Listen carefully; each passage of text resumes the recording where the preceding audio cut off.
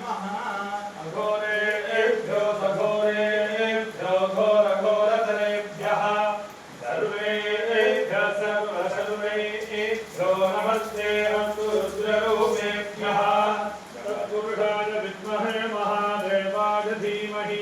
तन्नो रुद्रः प्रचोदयात् ईशाश्वेश्वराय महादेवाय त्र्यम्बकाय त्रिपुरान्तकाय